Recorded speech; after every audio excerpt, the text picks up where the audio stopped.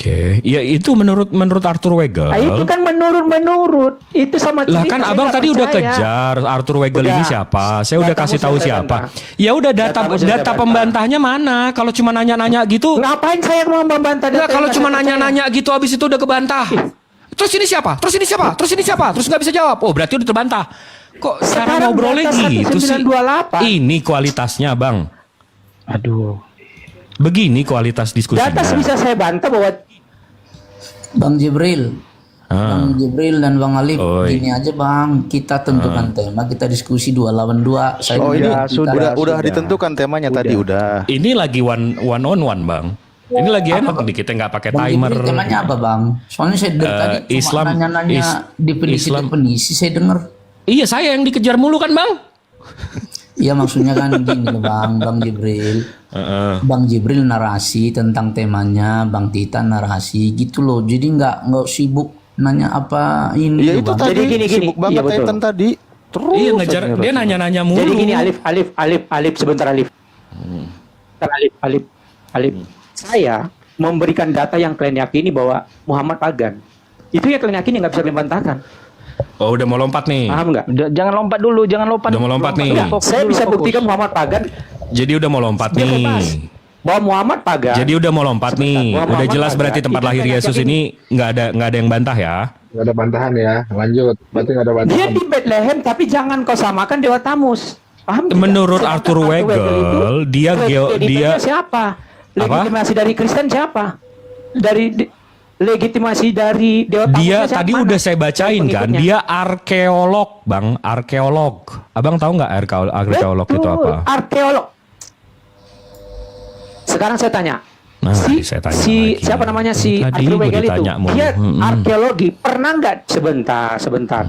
Seorang arkeologi pernah nggak? Aduh, nggak dapat ilmu kita. Maksudnya gini Bang, izin Ustadz Alif. Dia pengen data sesuatu hal yang membenarkan di dalam Bible dia, di surat kabar dia itu bahwa Dewa Tamus itu ada pada zaman itu atau sebelumnya ada. Saya ngerti cara berpikirnya gitu. Nah, sementara Enggak, kalau dari tadi ngejar data saya doang, Iya. padahal nggak ada data pembandingnya, Iya. capek. Jadi saya yang capek dari tadi buka. Nah, Makanya gue dengan- bilang Bang Jibril karena Itu harus saya kan diskusi. juga baru naik, nggak tahu temanya apa. Jadi Temanya Bang Christian, temanya tadi paganisme, ajaran pagan itu dilihat mana Kristen atau Islam gitu loh. Nah, tadi Bang Jibril suruh buka data duluan, datanya valid dari orang yang akademis, tapi dia nanya mulu, itu siapa? Itu dari mana? Belajar di mana? Seperti apa? Tahun berapa? Terus aja kayak gitu sibuk gitu loh. Lah bingung nggak kelar-kelar ngomongnya gitu. Dan tadi kenapa ya saya biarkan Bang Jibril kan masih setia melayani, dan Bang Jibril sudah mengatakan bahwa ini menunjukkan kualitasnya debaternya begini, ya sudah memang kan gitu. Nggak Selagi juga ada nah, data pembantahnya. nah itu dia gitu. Tapi Bang izin- Christian, izin Ustadz Alif, saya mau mengukuhkan pernyataan Bang Jibril bisa nggak? Itu ada di Bible. Itu ada di Bible. Kita pakai ayat Bible ya. Mohon izin Ustadz ya. Mohon izin dulu, Bang Jibril. Ini Bible ya. Tamus, dewa. Kita baca nih dari awal ya. Dewa dunia bawa dalam stone kadang-kadang dikira mana dulu ya. Ini dah. Dalam penglihatan nampak kepada Ezekiel perempuan di pintu gerbang utara bait suci Yerusalem menangis Dewa Tamus. Kita baca tuh ayatnya. Ya. Berarti sudah ada sebelum Yesus, karena ini adalah Ezekiel. Lalu di bawahnya aku di pintu gerbang rumah Tuhan yang di sebelah utara, sungguh di sana ada perempuan-perempuan yang menangisi Dewa Tamus. Sudah ada. Ini fakta di dalam Bible. Bagaimana dia bisa membantah, justru mengkukuhkan pernyataan dari yang dibawakan data oleh Bang Jibril. Makanya dia berputar-putar saja tadi. Sebenarnya saya mau jawab ketika dia bukunya tahun berapa. Saya tunjukkan ini dari Bible. Bahwa Nggak, gini Tamus tadi, itu Bang Jeman. fakta. Bang Jeman, tadi saya dengar itu kan bahas siapa tadi Arthur Weigel, ya kan, terus Bang Jibril jelasin datanya. Nah, mungkin Bang Titan ini nggak terima data itu karena Arthur Weigel itu kan seorang apa ya? Kalau di sini disebutkan Egyptologis Inggris kan gitu. Bukan seorang Kristen. Kan gitu Bang Christian, saya mungkin, potong, kan? izin. Bang Christian, saya Silakan. potong. Kita kesampingkan lah ya. Pernyataan Arthur itu tersebut yang menyatakan bahwa itu udah ada dewa-dewa penyembahan dewa Tamus pada saat itu. Karena itu yang fokusnya Titan tadi. Karena dibilang tidak ada di situ dewa, itu hanya fiksi, hanya mitologi. Tetapi pada dasarnya di dalam Hezekiel dijelaskan bahwa lalu dibawanya aku dekat pintu gerbang rumah Tuhan yang di sebelah utara. Sungguh di sana ada perempuan-perempuan yang menangisi dewa Tamus. Hezekiel itu belum lahir Yesus. Anda paham? Tahu itu kan apa nabi-nabi kan. Oke, kalau Nggak, kita maksud saya kompleks, gini Bang. loh, bro, dewa Tamus itu bukan berarti itu dewanya Kristen atau dewanya Tidak orang dikatakan dewa Israel. Kristen. Nggak ada yang bilang Aduh. juga. Iya, maksud saya begini, makanya itu mungkin tadi Bang Titan itu nggak terima data itu gitu. Bro, lu jangan sesuatu hal yang Anda belum ada di awal, Anda mengklaim. Lebih baik Saya tanya. nggak klaim, saya cuma Justru itu apa, tanya lebih baik. Tanya gini loh gini. bro, zaman saya kan Gini. nggak tahu pembicaraan dari Justru tadi. itu jangan Anda mengklaim. Kalau saya Siapa yang jadi klaim? Anda, Aku nggak klaim. Dengar. Saya cuma bertanya karena saya nggak tahu jalan ceritanya kan gitu. Kalau saya jadi Anda, saya naik, tapi di pertengahan saya datang, saya bilang kayak gini, emang apa sih yang dipermasalahkan Titan tadi? Saya Kenapa tadi sampai- sudah tanya bro, apa yang dibahas? Kan tanya Subang Alip tuh. Saya kan Buktinya nggak tahu. sekarang Anda menyatakan. Gini aja. Bang Christian. Saya boleh terusin baca bukunya nggak? Sedikit aja, habis itu abang tanggapi. Boleh silakan bang, silakan. Ini masih buku Arthur Weigel yang tadi ya. Tadi ini yang saya baca. Bang Jibril sebelum baca, Iya. coba bang di websitenya saya biar buka juga biar saya juga. Ini buku bang. Ini buku. Bentar ya, Bang. Ini buku. The Paganism in Our Christianity itu websitenya dari mana bang? Biar saya buka. Ini juga. buku abangku. Ini buku scanan. Oh buku scan The Paganism. Itu kalau nanya website yang tadi saya sampaikan itu ada www.trinity. Itu yang nggak apa-apa, buku ini memuat jadi orang dibaca. Kristen juga gitu. Tapi kan kalau dari website kayak gitu kan resume. Ini kan kita langsung ke bukunya. Oke, The Paganism in Our Christianity. Oke, saya In cari. Our Christianity. Sebentar. Bacalah bang. Tadi saya udah baca sampai ini ada 290 halaman loh. Tadi kita baru saya baca sebentar ya. Baru sampai sini. Nah nih. Saya translate. Nih. Bapak Kristen awal Jerome memberitahu kita dan adopsi sebagai tempat kelahiran Tuhan kita adalah salah satu contoh seringnya pengambil alihan oleh orang Kristen atas situs suci pagan. Kelayakan dan pengambil alihan ini diperkuat oleh fakta bahwa pemujaan terhadap dewa di goa adalah hal biasa dalam paganisme. Apollo, Cybele, Demeter, Herakles, Hermes, Mitra, dan Poseidon semuanya dipuja di goa. Hermes, logos Yunani, sebenarnya lahir dari Maya di sebuah goa dan Mitra yang lahir dari sebuah batu. Nah, ini ada yang menarik lagi. Nah, kalau ini udah critical text nih. Nih ya, translate. Ini dia ngomongin soal, abang inget nggak di kitab abang ada Yesus dicobain iblis? Ingat Matius 4. Nah, di sini dijelaskan si Arthur Weigel di sini membahas kalau dewa berkaki belah Pan adalah prototip dari setan dan ada legenda pagan yang menceritakan bagaimana Jupiter muda dibawa oleh Pan ke puncak sebuah gunung dari mana ia dapat melihat negara-negara di dunia. Gunung ini disebut tiaga surga yang mungkin menjelaskan pengenalan puncak kuil dalam cerita tersebut. Zoroaster, pendiri agama Persia, pergi ke padang gurun dan dicobai oleh iblis. Buddha juga melakukan hal yang sama dan dicobai. Nah, jadi nabi ajaran Zoroaster itu diajak ke padang gurun dan dicobai iblis. Nah, itu pagan. Habis itu ini soal yang 40 hari.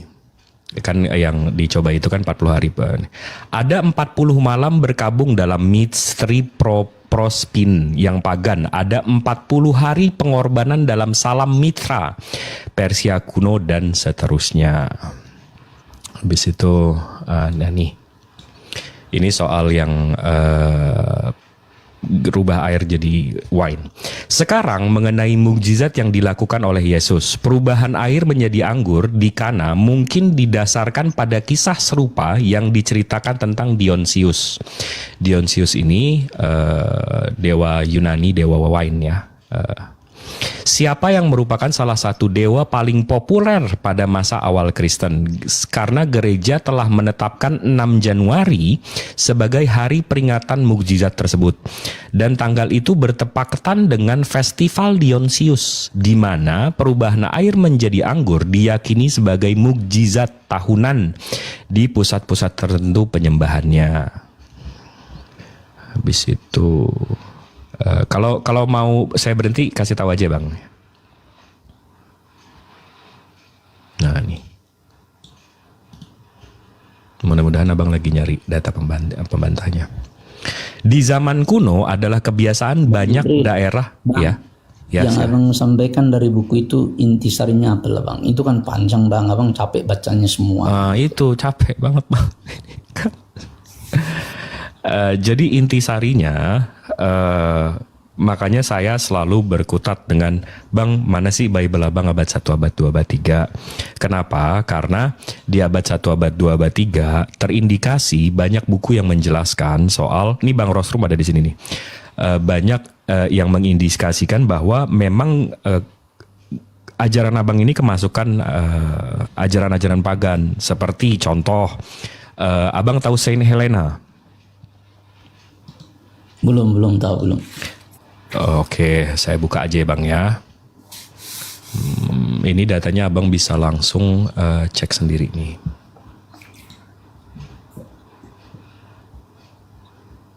Assalamualaikum warahmatullahi wabarakatuh. Gurunda.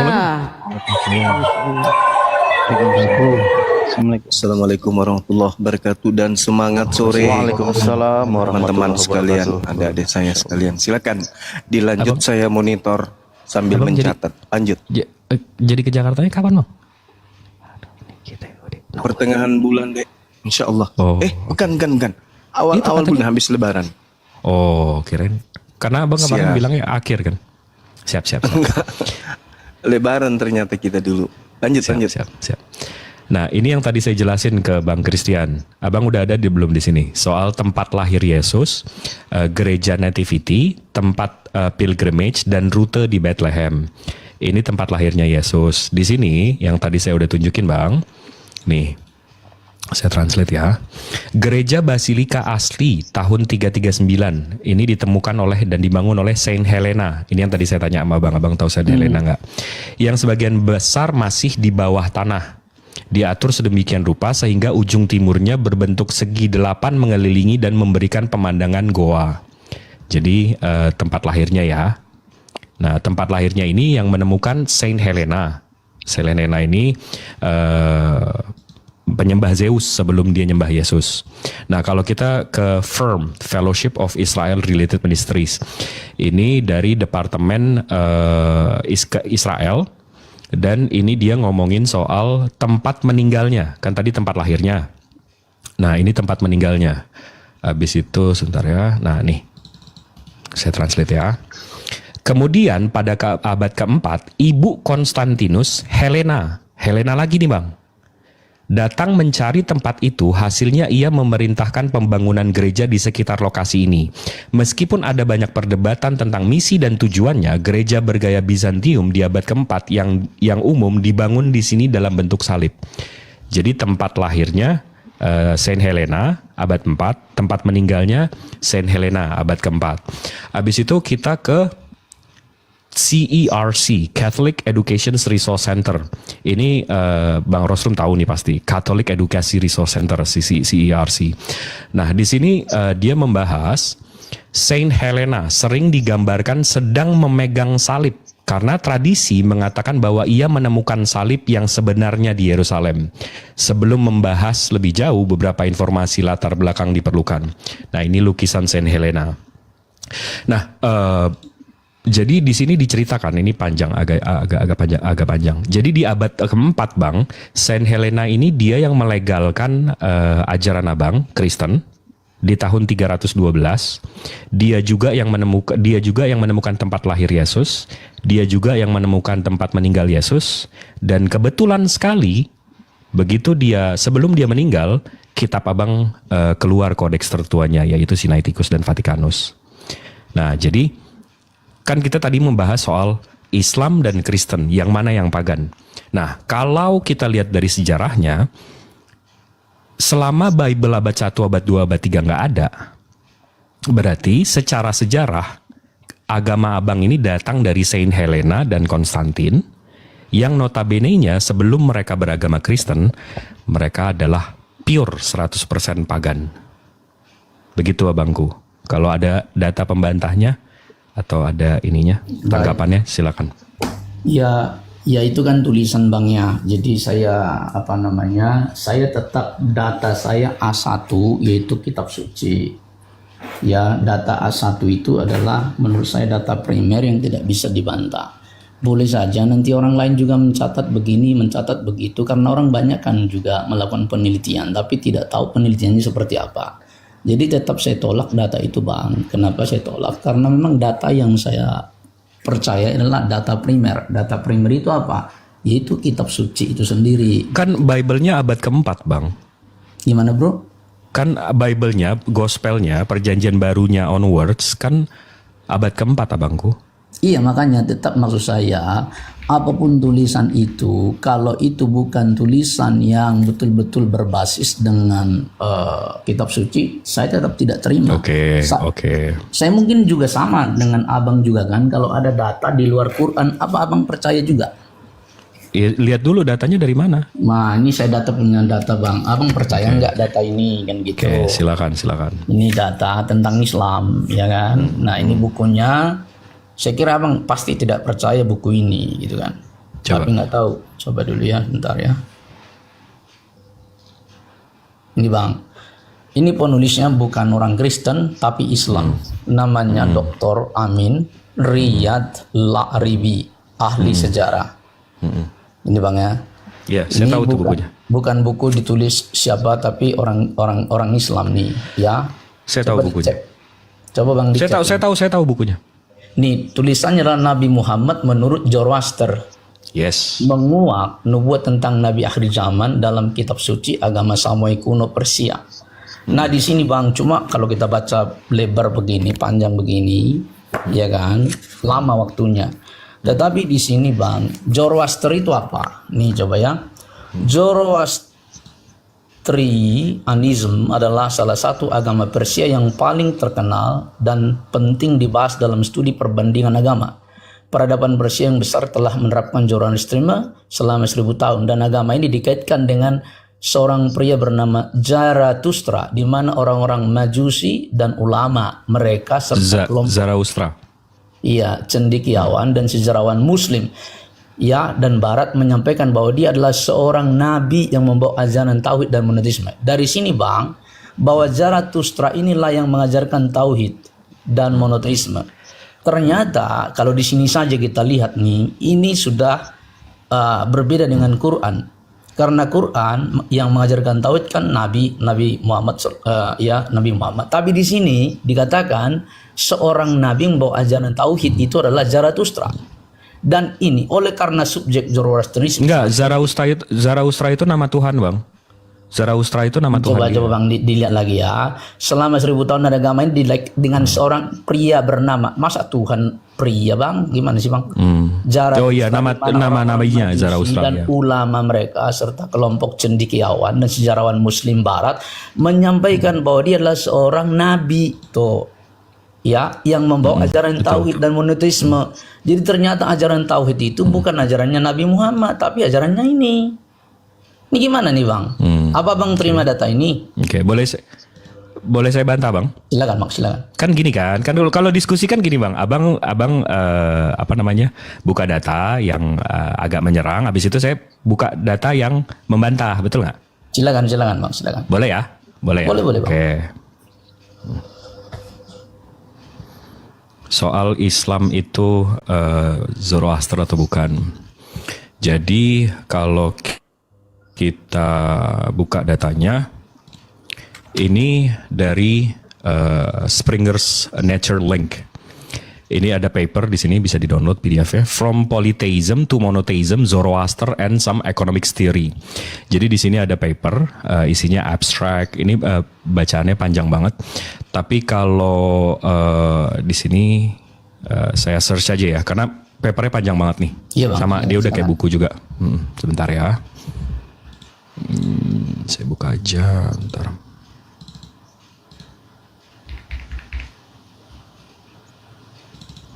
Nih, ini papernya. Nih ya, ini yang tadi ya. From Polytheist to Monotheist, Zoroaster and Some Economic Theory. Ini yang tadi abang bilang, Nabi Zoroaster itu dikredit first monotheist religion dan seterusnya. Tapi ada poin-poin di paper ini yang perlu saya tunjukin ke abang. Nih,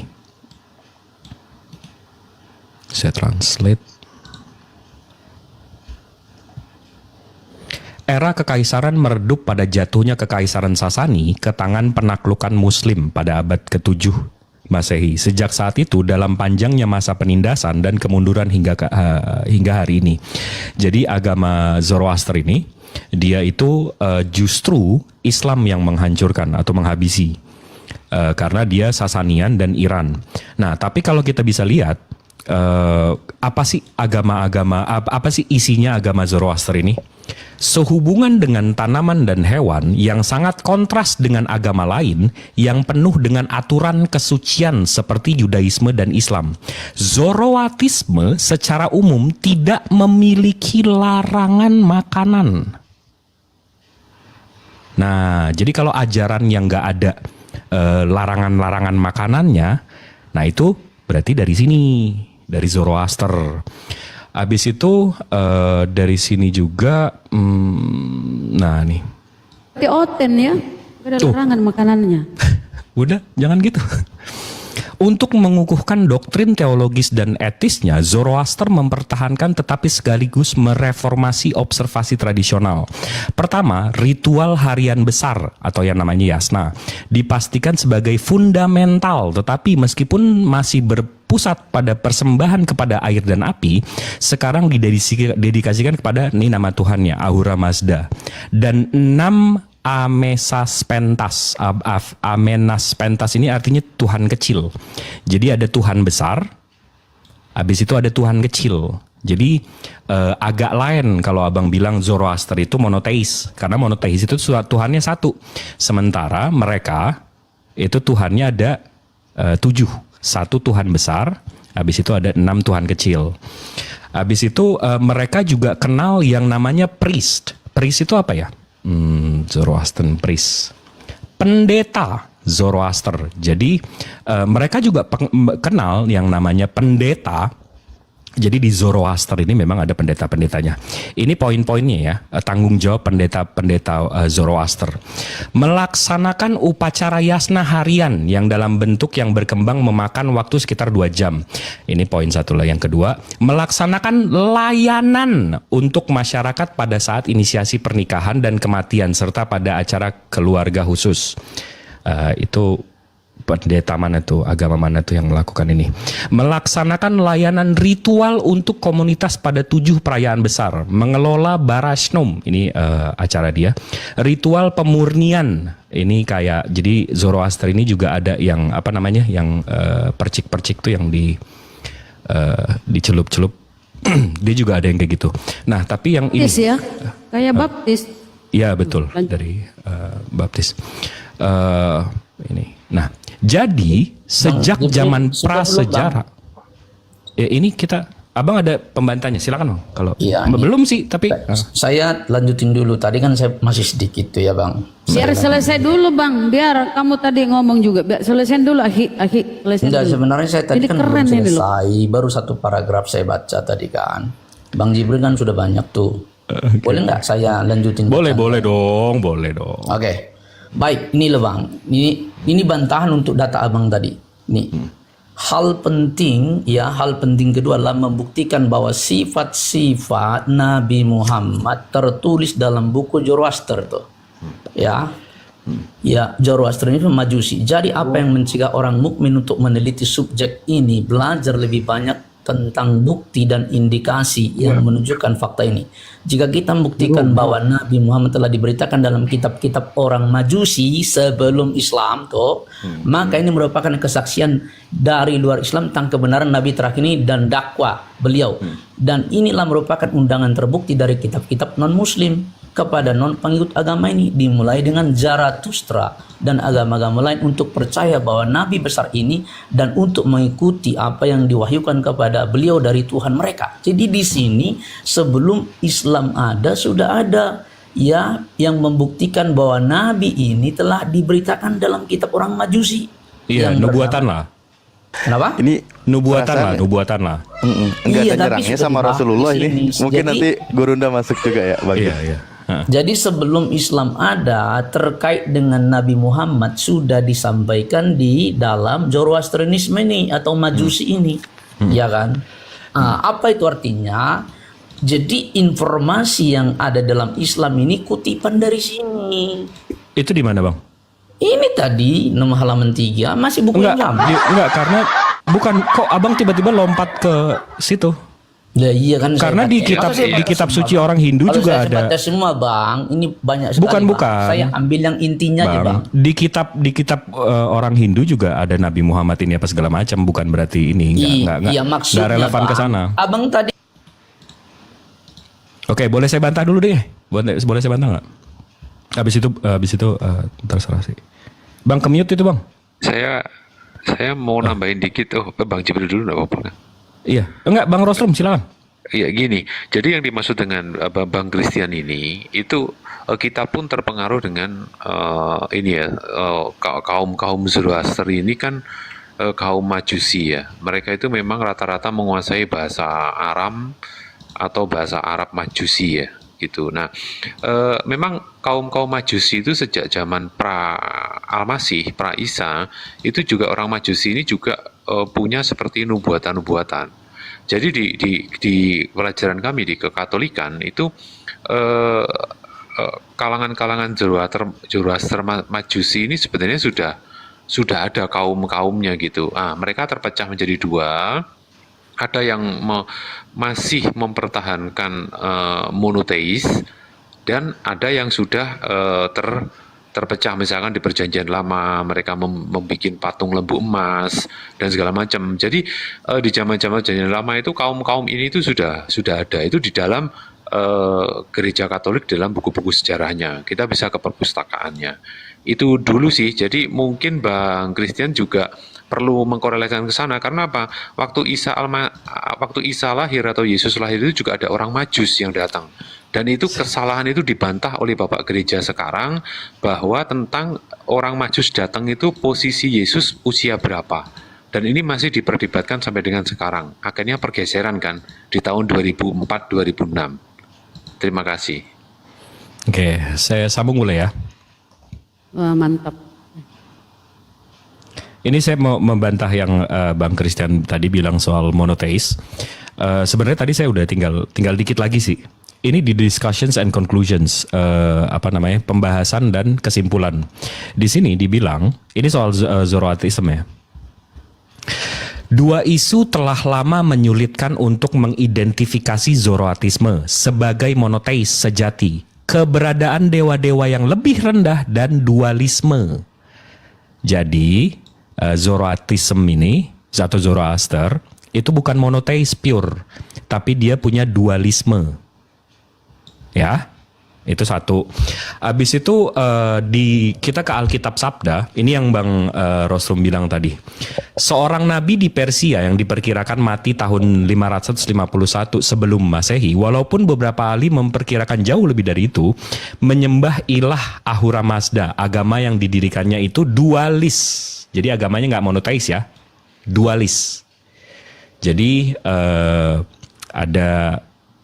ada Tuhan yang melakukan yang baik-baik aja, nanti ada Lucifer yang melakukan jahat-jahat aja. Itu namanya dualis, bukan monoteis.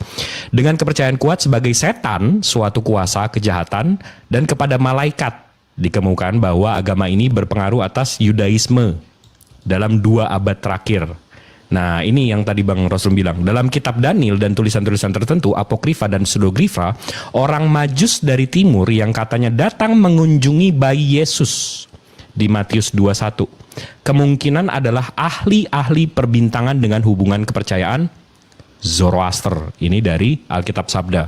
Tapi kalau kita langsung ke primernya aja deh. Di sini ada ini langsung dari Zarathustra. Kita baca kitab sucinya aja deh. Ini kitab sucinya Zoroaster. Ya. Kalau kita lihat, saya baca aja ya. I pray thee, O Mazda, with the uplifted end, and to die. Bang Rosrum tolong bacain dong. Ini tulisannya apa, Bang? Holy Spirit, Holy Spirit. Roh Kudus. Di kitab mana tuh Bang ada Holy Spirit nih, Bang? Karesteng. Holy Ghost. Holy Ghost Bible. Ada di Bible berarti ya? Ya. Aduh. Nah, abis itu kalau kita lihat ini tetap dari Zarathustranya. Influence, ini bahasa Indonesianya. Pengaruh Zoroastisme terhadap Yudaisme, Kristen, Hindu, dan Buddha. Ini nggak ada Islamnya di sini nih, Bang. Ya, silakan. Ini saya rasa udah selesai sih di situ ya, dari Holy Spirit tadi pastinya udah. Udah kelar. Makanya gini loh Bang Jibril, karena Siap. data, saya punya data juga gitu Siap, kan. siap. Di luar dari apa? Primer, yaitu Quran, ya kan. Nih, kalau saya baca ini Bang, ini coba nih, Majusi dalam Al-Qur'an Bang. Nih ya, nih Bang ya. Allah berfirman, sesungguhnya orang-orang yang beriman, orang-orang Yahudi, Sabi'in, Nasrani, Majusi, dan orang-orang yang menyekutukan Allah akan Allah berikan keputusan. Ya, sudah, ya. Jadi di situ dibilang orang Majusi itu menyekutukan Tuhan ya. Sesungguhnya Allah menjadi saksi atas segala sesuatu. Di sini Bang, di Quran aja dikutip Bang tentang Majusi, ya. Nasrani, Sabi'in, yani Orang-orang yang menyekutukan Tuhan. Iya, menyekutukan Allah. Artinya apa? Iya. Bahwa sebelum Islam ada, agama ini Dia tahu nggak sih dia lagi bunuh diri? Betul. bahkan betul. kita lihat Gini. nanti di Al-Baqarah, ya siapa orang Aduh. Nih, kita lihat nanti, coba saya baca lagi Bang ya. Lanjut Iya, selanjutnya. iya, Ini Bang. banyak nih, Bang. Anda Sabar, menggali Bang, ya, kubur, tenang. Bang. Aduh, Bang. Pelan-pelan. Antara mereka pada sesungguhnya Allah menjadi saksi atas segala sesuatu. Rasid Ridha menafsirkan Allah telah menjadikan Majusi sebagai kelompok yang independen toh. Dan hadis mengatur perlakuan terhadap mereka seperti ahli kitab dalam hal berakhirnya pertempuran mereka dengan membayar jizyah. Ya, hal ini menunjukkan bahwa mereka adalah ahli kitab meskipun tidak ada tersisa dari mereka yang secara eksplisit disebutkan sebagai ahli kitab. Di sini katakan mereka ahli kitab, Bang. Tapi karena Islam benci, ya, mereka masuk dalam Islam. Loh. Itu narasi dari mana itu? Coba nih Bang, ahli kitab, Bang. Majusi itu ahli kitab. Coba lihat Bang. Ahli kitab dalam hal Ya, silakan Bang Zuma. Kayaknya itu malah justru ayat kita menjelaskan bahwa Allah mengutuk. Baik. Saya sederhana aja sih. Sederhana saja saya, saudara Kristen. Itu penjelasan, penafsiran, uraian, itu wajar-wajar saja, Bung. Tetapi kembali kepada sumber primer yang saya dengarkan dari tadi yang Anda sebutkan. Anda tidak akan pernah menemukan orang Saya belum selesai Majusi. ngomong kok sudah dipotong-potong. Ini gimana nih? Anda akan semakin malu nanti karena yang Anda jelaskan di situ justru orang-orang yang menyekutukan Allah itu disebut orang Majus. Dengarkan aja saya Bang Kalau sebentar ini. dipotong-potong saya turun ya. Habis ini Anda akan lari dia.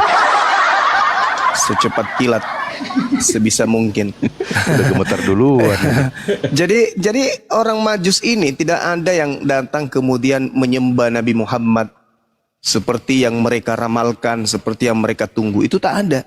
Tapi kalau kita lihat seperti yang ditunjukkan tadi, Matius 2 nomor 1 sampai nomor 4 atau nomor 3, di situ jelas sekali dikatakan begini. Sesudah Yesus dilahirkan di Bethlehem, di tanah Yudea, pada zaman Raja Herodes, datanglah orang-orang Majus. Apa yang kemudian orang-orang Majus ini katakan kepada orang yang ada di Bethlehem? Di mana Yesus, Raja orang Yahudi yang baru dilahirkan itu? Kami telah melihat bintangnya di timur dan kami datang untuk menyembah dia. Apa maksudnya data ini? Maksudnya data ini adalah orang-orang yang menyembah Yesus itu konsep keagamaannya sama seperti agama orang Majus. Kalau konsep agama Kristen itu sama dengan konsepnya orang Yahudi, maka yang datang kemudian ke Yudea, tanah Bethlehem, itu tidak akan mungkin orang Majus, tetapi orang Yahudi. Dia akan datang. Mana raja kita yang lahir itu? Kami telah melihatnya di dalam kitab Tanakh dan kami datang untuk menyembah dia. Maka penyembahan yang dilakukan orang Yahudi dan penyembahan yang dilakukan oleh orang Kristen hari ini berarti sama. Sayangnya, berdasarkan data primer itu sendiri dari Bible, rupa-rupanya agama orang Majus itu sama persis dengan agama Kristen, menyembah Kristus. Ada ada Yahudi menyembah Yesus berdasarkan data di Bible? Tak ada. Ada orang Majus menyembah Yesus berdasarkan Bible? Ada. Hari ini Kristen menyembah Yesus? Iya. Sama nggak orang Majus dengan orang Kristen? Iya. Berarti Kristen ini adalah agama Majusi modern. Gitu aja, silakan. Silakan diambil alih kembali deh. Oke. Selamat Iya. sore. Ayamnya dikendalikan, Bang. Ayamnya kesian. Itu tadi buku Zoroaster dibaca itu saya sudah kaget Bang Jibril. Karena berarti itulah kalau dia hanya percaya Jibril. kepada Gini Alkitab. Jibril. Gini aja. Oi. Jibril. Iya. Jibril. Orang lagi ngomong loh Bang, hargain dong. Gini aja Jibril. Sebentar saya potong. Gini aja Jibril. Anda berani nggak lawan kiamat masalah data pagan? Kiamat itu kasih waktu DPO 5 Bang, boleh? saya nggak mau sama DPO kayak gitu. Enggak, kalau Anda berani silakan. Dia banyak Iya data. saya Silakan. takut, Berani saya nggak? takut ya. Sama DPO saya takut Bang. Sama anjing aja saya takut. Apalagi sama abang Tuhan aja dimatiin, saya lebih takut lagi. Udah sama saya aja lah kiamat kapan, ayo offline tapi jangan online, ayo. Ayo, ada. Nah kalau offline ayo. Ayo. Enggak ini Ayo, Bang offline. Roslum, silakan Bang Roslum lagi ngomong juga, jadi gue nggak enak. Silakan. Bang Iya, Roslum. tadi mengulang saya memberikan gambaran kepada teman-teman Kristen atau Katolik di bawah yang menyimak ya. Tadi disampaikan oleh Bang Christian tentang buku Zoroaster. Di kita di perpustakaan Katolik Kristen juga banyak buku tentang Zoroaster itu. Makanya tadi saya shock membaca itu. Karena apa? Di Bible sendiri kita yang tadi sudah saya kutip dan dikutip ulang oleh Bang Zuma terkait dengan kedatangan orang Majus, bahwa memang ada sebelumnya. Bahwa sebelum Masehi itu sudah ada kaum-kaum seperti itu sampai dengan punya konsep membuat patung lembu emas dan segala macam tadi saya sampaikan.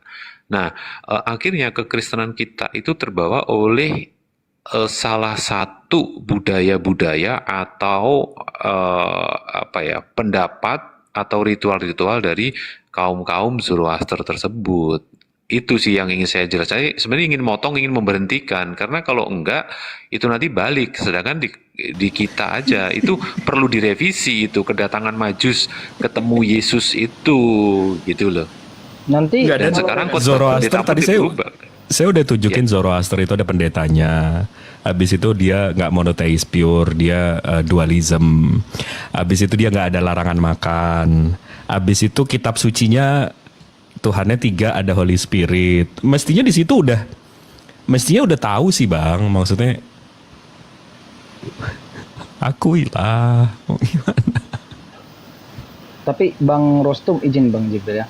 Kalau Abang menyampaikan, Bapak Pastor menyampaikan bahwa itu harus perlu direvisi oleh dari pihak Kristen atau Katolik, justru itu membuktikan pernyataan-pernyataan apologet Muslim selama ini yang menyatakan bahwa kitab Bapak itu bukan kitab suci karena revisi. Yang merevisi justru manusia bukan Tuhan.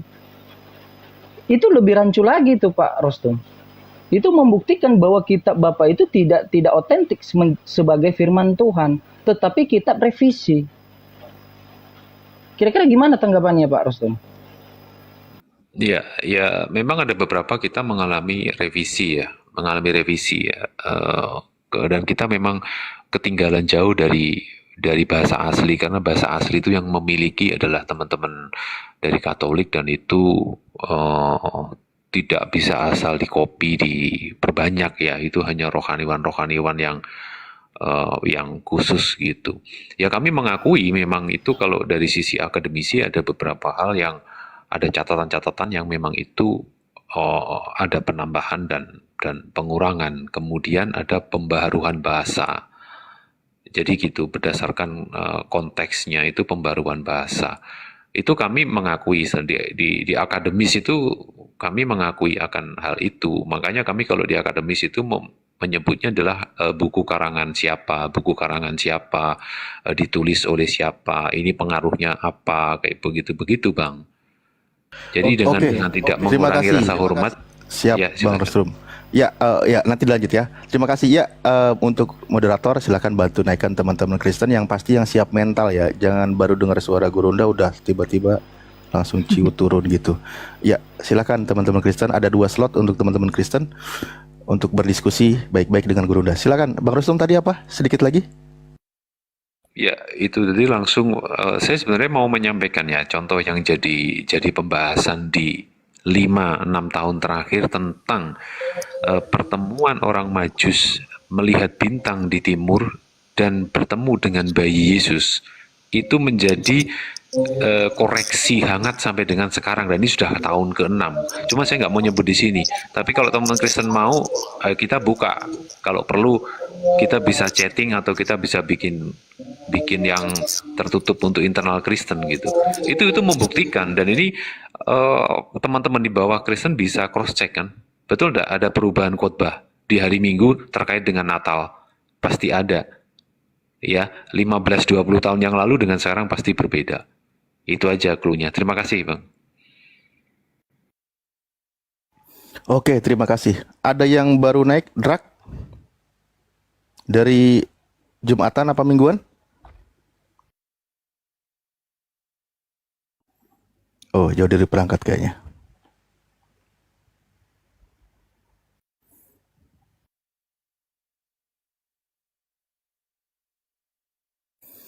Ya, silakan teman-teman Kristen, dari tadi sudah pada ngantri. Ini saatnya Anda berdiskusi dengan baik dengan guru kami.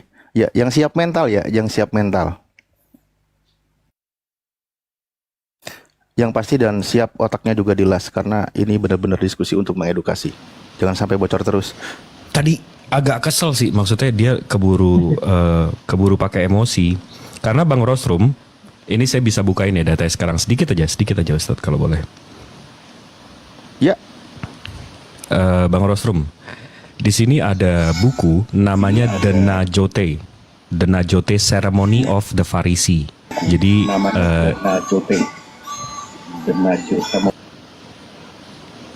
jadi ini buku soal orang-orang Farisi gimana sih upacaranya.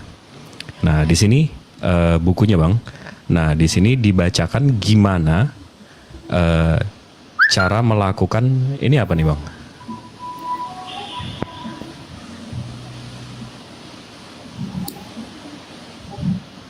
The Secret Bath.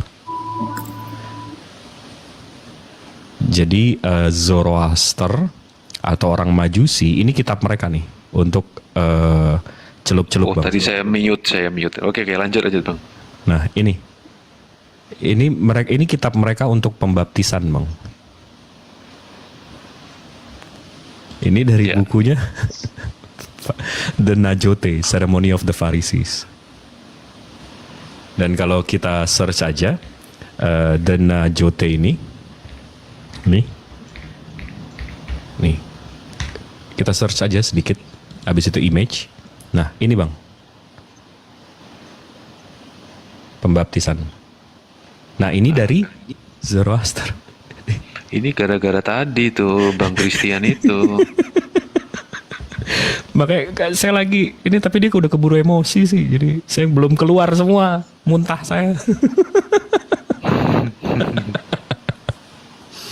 Baru sampai Holy Spirit tadi. Aduh.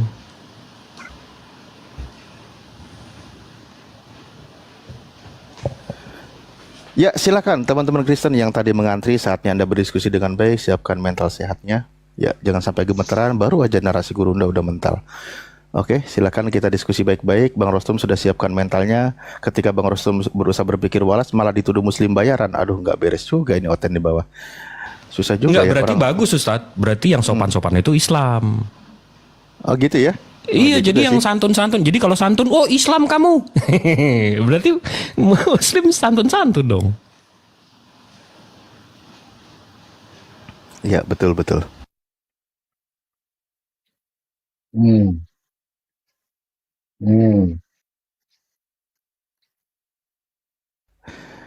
Udah kepanasan duluan Ayo tadi. naik Kristen. Tadi banyak yang pengen naik. Ada gurunde. Pada ciut semua. Norman, Muslim. Bang Norman, Muslim. La ilaha illallah, lagi makan.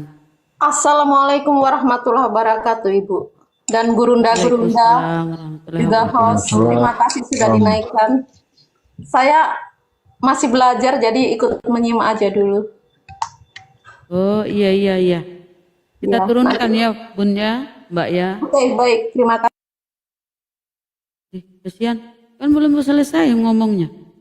Kejam kali nih host. Ustadz. Ayo teman-teman, kok pada ngacir ada gurunde? Udah gini aja, biar enak dipilih mana yang ahlul sejarah, ya, yang ahlul apalagi kalau ahlul maki-maki sama congor, ayo sama saya aja. Ayo.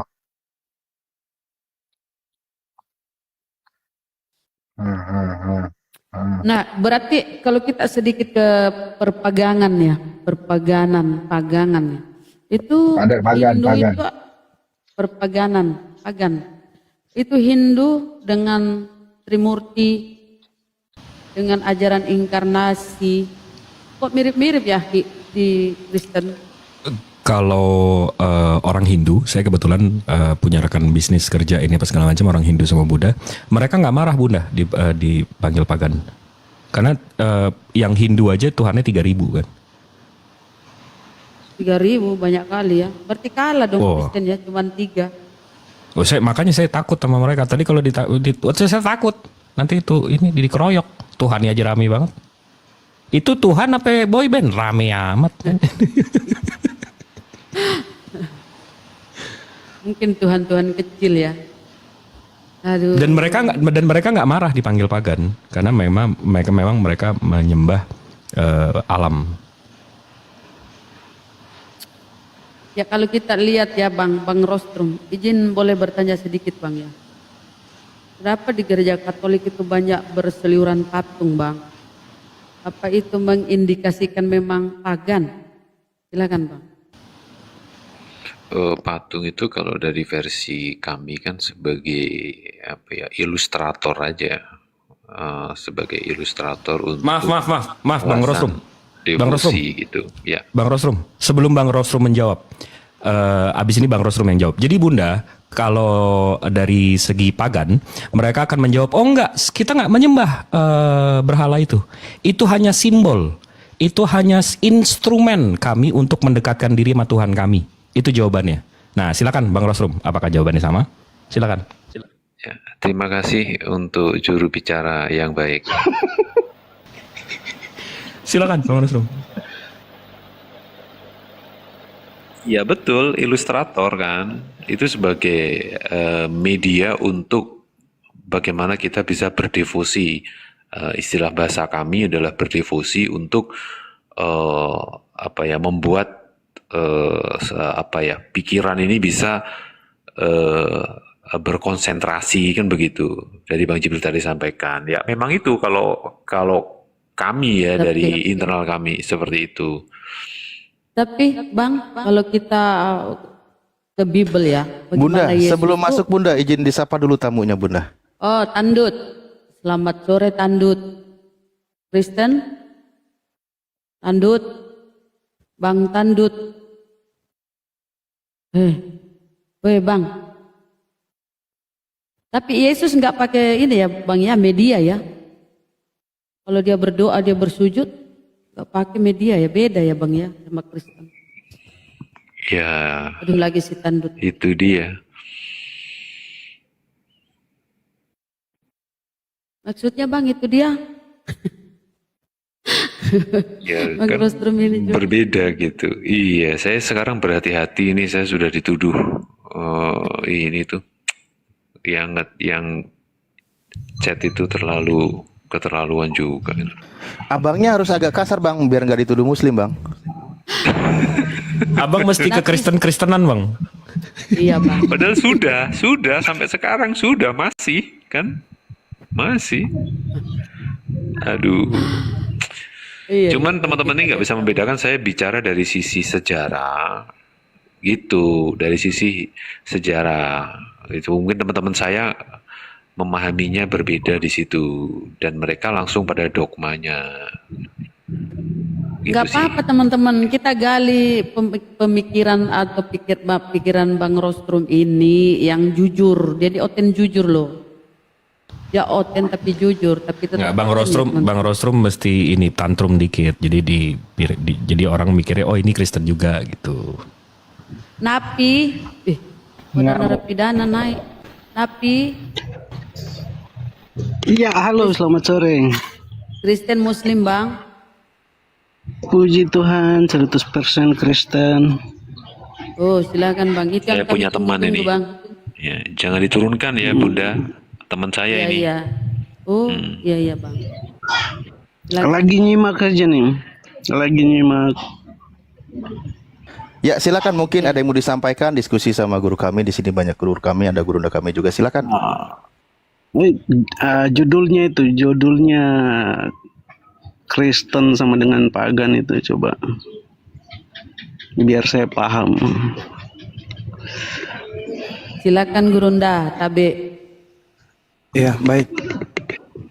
Ya, guru, Terima silakan. kasih ya. Saya boleh kasih paparan sedikit aja. Sedikit aja. Sedikit ya. Boleh ya Bang ya? Yang puas guru dah. Ya, ya. Ya, Enggak, boleh. sebentar aja, Silakan. sebentar. A'udzubillahi minasyaitonirrajim. Bismillahirrahmanirrahim. Jadi teman-teman,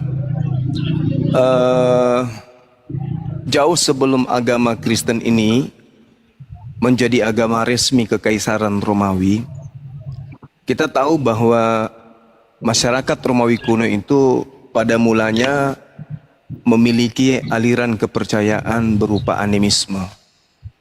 Apa animisme itu? Kepercayaan akan adanya roh atau kekuatan yang berkaitan dengan semua hal atau kejadian yang ada. Lalu kemudian ajaran animisme ini lambat laun berubah menjadi politeisme.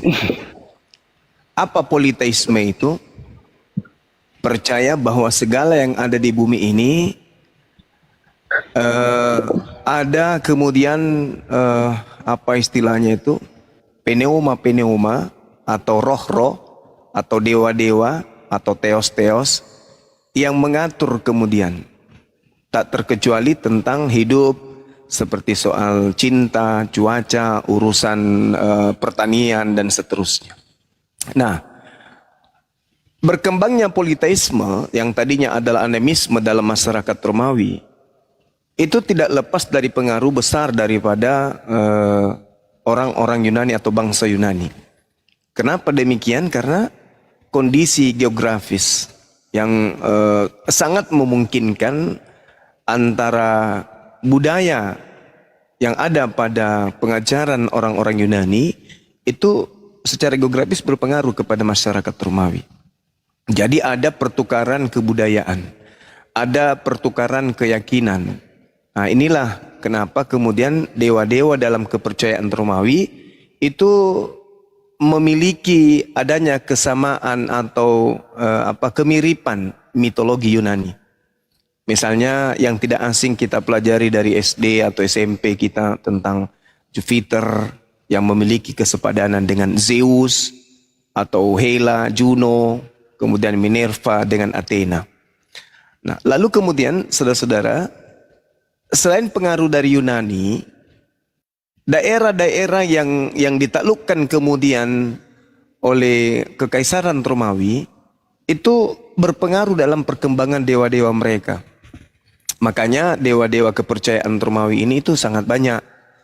Dan mereka kemudian memiliki ada 3 sembahan dewa yang utama yang saya sebutkan tadi, Jupiter, kemudian Juno, kemudian Minerva. Nah, 3 dewa ini atau 3 Tuhan inilah yang kemudian mempengaruhi nantinya.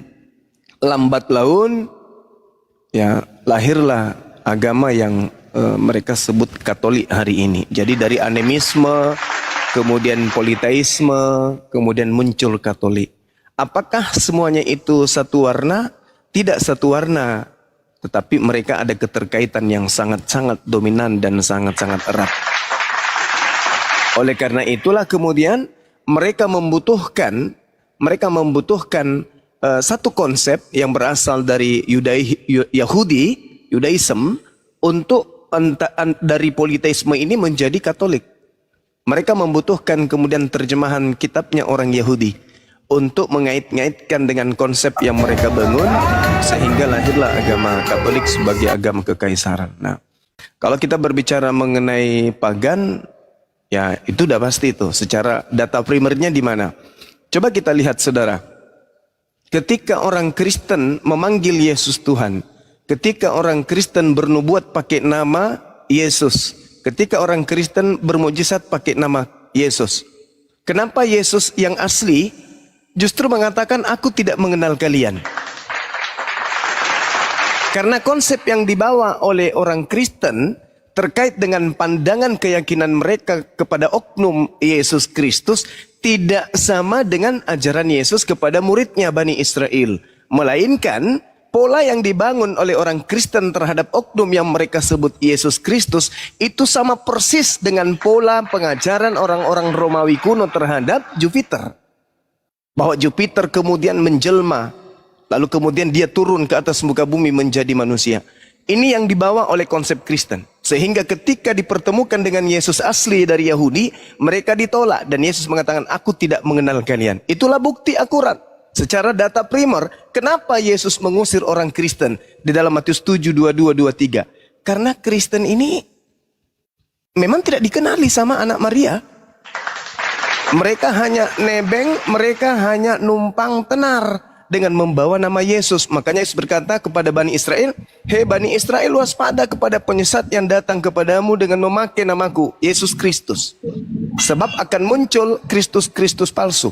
Nah, Kristus palsu inilah yang diduga dipakai oleh orang Kristen, terbukti ketika mereka mengusir setan, bermujizat dan bernubuat pakai nama Yesus Kristus, rupa-rupanya Yesus yang asli tidak mengenal mereka. Apa kata Yesus? Enyahlah daripadaku, aku tidak mengenal kalian, kalian semua adalah pembuat kejahatan. Jadi Yesus mana yang diseru oleh orang Kristen selama ini? Dalam nama Yesus, itu Yesus yang mana yang diseru? Ternyata anak Maria tidak mengenalnya. Nah, itulah bukti bahwa tema ini sangat betul. Demikian. Silakan Bang Napi. Oke. Terus kalau kita tarik sekarang ya, sekarang kan banyak sekali orang-orang Islam yang mulai mengakui bahwa Yesus atau Isa itu adalah nabi. Apakah ini tidak sama. Artinya mereka mulai mengkait-kaitkan bahwa Islam adalah agama yang diteruskan atau apalah dari Yahudi dan Kristen. Jadi mereka mengakui bahwa Yesus atau Isa adalah nabi mereka. Bukankah itu yang disebut Yesus waktu itu, bahwa jangan kamu mengakui Yesus sebagai nabi kalian, karena kelakuan kalian beda dari apa yang Yesus ajarkan. Karena Yesus yang Yesus ajarkan itu kan hal kasih. Kasihilah musuhmu, atau berikan pipi kirimu ketika pipi kananmu ditampar.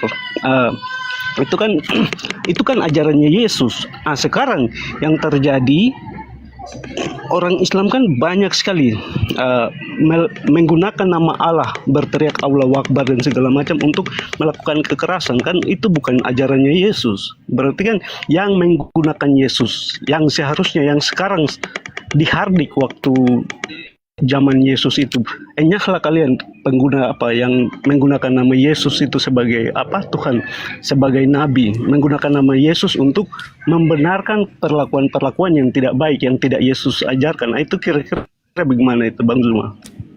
Iya, baik. Jadi seibarat Anda bermimpi ingin sampai di seberang lautan, sedangkan Anda nyebrangi sungai aja tak sanggup.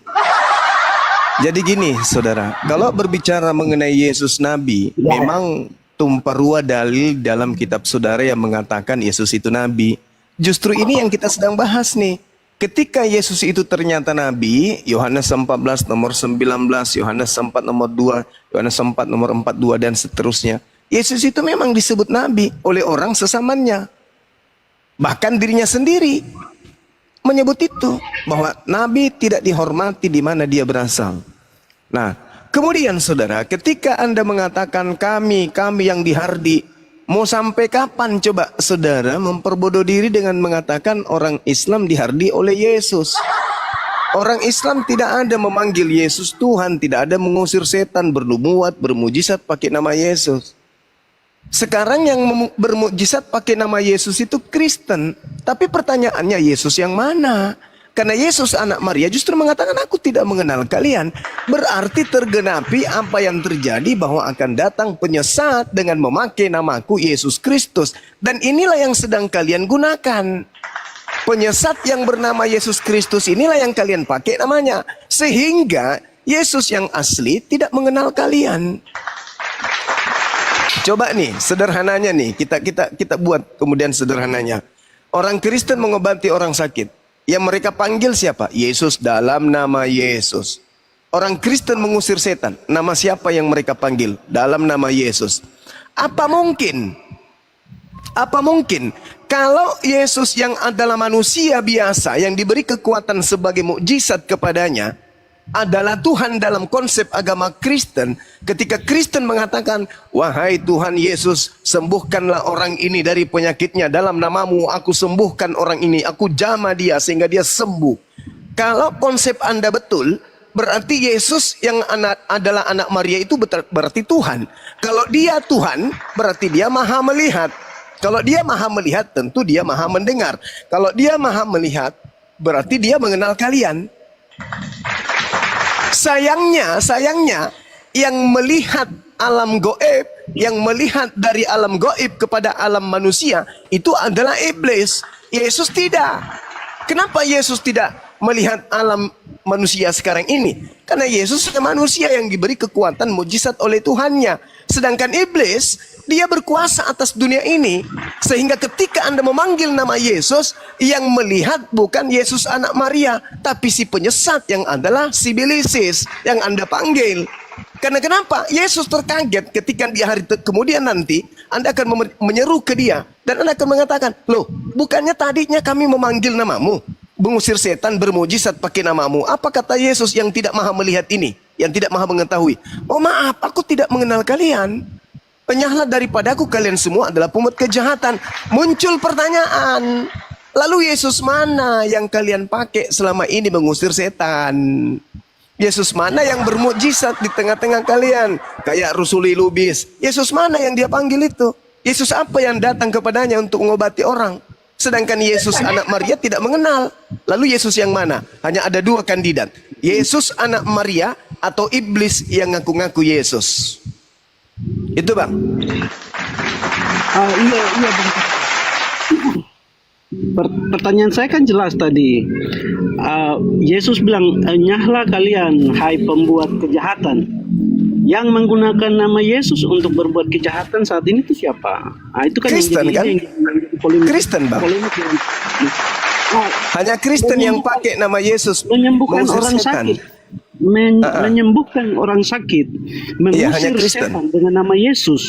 Setan kan pembuat kejahatan, dan dia wajar kalau diusir dengan nama Yesus. Nah, Orang-orang yang siapa berbuat yang jahat, di sini kan yang berbuat jahat. Hai kamu siapa yang memakai nama Yesus Bang?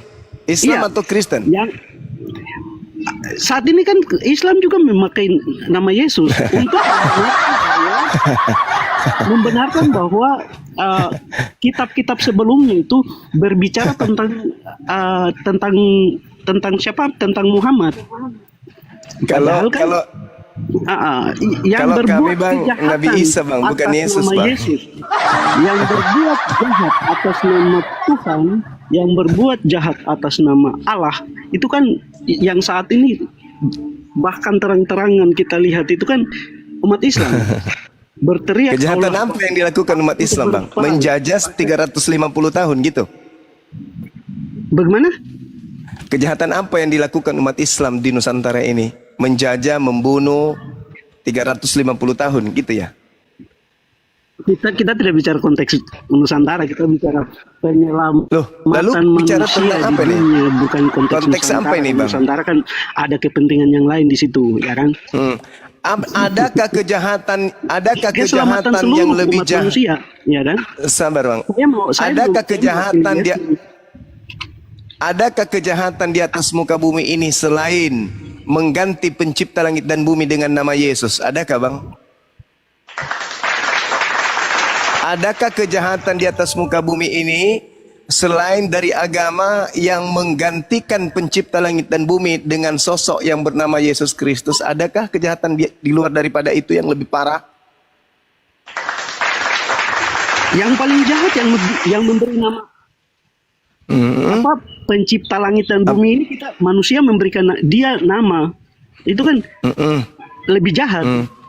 Dalam pencipta langit dan bumi, pencipta langit dan bumi itu tetap saja pencipta langit dan bumi, tidak pernah berubah menjadi manusia. Pertanyaan saya, adakah kejahatan di atas muka bumi ini yang berupaya menggantikan pencipta langit dan bumi dengan seonggok bayi yang lahir di dalam palungan? Adakah kejahatan yang lebih jahat daripada itu, Abang? Ada. Kejahatan apa Ada. itu? Kejahatan yang apa lebih itu, Bang? jahat adalah manusia yang menamai pencipta itu, ya kan? Menamai dengan manusia. Atau Sekelompok satu orang manusia yang menamai pencipta langit dan bumi dengan nama Yesus, gitu. Bukan nama Lalu- Yesus. lalu siapa, itu, Bang? Sabar Bang Zuma. Kita tiktokan Nama aja, Yesus santai itu- aja, jangan emosi, nama santai, Yesus santai. Itu, Iya. nama Yesus itu kan dikasih Dikasih kepada Allah manusia mengutus. atau kepada Tuhan? Nama itu diberikan kepada anak manusia atau kepada Tuhan? diberikan kepada manusia, sosok manusianya Yesus. Nah, manusia. Lalu kenapa manusia ini kemudian diangkat derajatnya menjadi Tuhan? Kenapa, Bang? Adakah kejahatan yang lebih tinggi daripada itu? Ada di dalam sosok Yesus. Itu adalah Tuhan. Ini yang saya pertanyakan ini yang saya pertanyakan. Adakah kejahatan yang lebih jahat daripada itu menganggap bahwa dalam diri oknum yang bernama Yesus Kristus itu adalah Tuhan? Adakah kejahatan yang lebih jahat daripada itu, Bang? Ada yang lebih jahat. Apa itu, Bang? Memberikan nama kepada Sang Pencipta. Lah, ini lebih parah lagi nih. Ini lebih parah kalau cuma nama. Yang lebih jahat. Allah itu kan di Kristen itu kan mengenal Tuhan atau Allah itu sebagai aku adalah aku. Tidak ada nama di situ. Tapi umat aku Islam adalah memberikan aku gelar ini. kepada Sang Pencipta itu dengan sebutan Allah. Aku Berarti yang lebih adalah jahat di aku sini ini. apa? Kalau Yesus, sabar Bang Zuma. Sabar Ya, Bang Jumal. silakan. Kalau Yesus, Silakan. kalau Yesus, Yesus itu Ye. kan di apa? Itu kan yang kasih itu Allah melalui malaikat Jibril, malaikat Gabriel. Oke, baik. Ya kan? Oke. Terus Iya. Anda mengatakan bahwa aku adalah aku. Nah, sekarang pertanyaan saya, aku adalah aku ini wujudnya seperti apa, Bang? Tidak bisa kita Tidak bisa. jangkau dari pikiran Kalau manusia. Allah, Kita kan kalau manusia. Allah Subhanahu wa taala wujudnya Batas. seperti apa, Bang? Itu kan iman Anda, Pak. Berarti nggak bisa juga kan, sama kan? Nggak bisa. Karena sama-sama memang bukan makhluk. Nah, kalau aku Tapi adalah aku jahatnya, menjadi tapi anak bayi jahatnya. itu bagaimana, Bang? Abangku. Tapi Kalau jahatnya, aku Bang Jumat, adalah aku, jahatnya. Abang, Jahatnya orang kalau Islam Anda memberikan mengatakan, nama kalau kepada Anda dia, mengatakan, memberikan gelar saudara, kepada Sang Pencipta itu. Saudara, Wah, lebih tinggi saudara, manusianya kalau- dong, ya kan? Nah sekarang para mana, aku adalah aku kami sebut dengan yang maha kuasa dan laik maha suci, daripada aku adalah aku menjadi bayi. Para mana itu, Bang? Bang, aku adalah aku yang mereka sebut Aniho. Ya, katanya Aniho. Kata siapa teman kalian itu? Kami menyebutnya dengan kami menyebutnya dengan lebih Subhanahu parah, wa taala yang memberi yang nama maha suci manusia lagi maha mengangkat tinggi. dirinya untuk Nah, melebihi Allah. lebih parah supaya mana diberikan nama. dengan aku Iya adalah kan? aku diimani menjadi bayi, Bang. Parah mana itu, Bang? Begini, Bang Juma. Kalau Ye. saya punya barang Punya apa, atau Bang? apa begitu, saya berikan nama, wajar. Iya kan, cuman segala nama kami menyebutnya maha suci maha tinggi. Apa yang salah?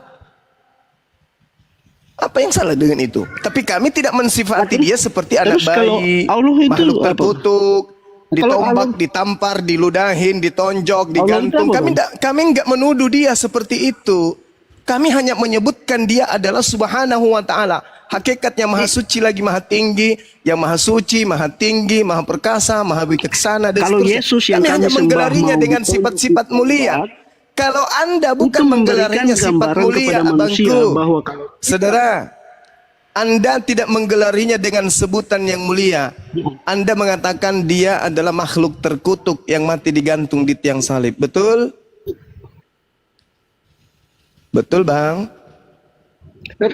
ya Para mana itu, Bang? Memanggil Tuhan dengan sebutan maha suci dibandingkan Tuhan nuzul ke bumi menjadi makhluk terkutuk. Ya, Itu ya. para mana, Abang? Para mana?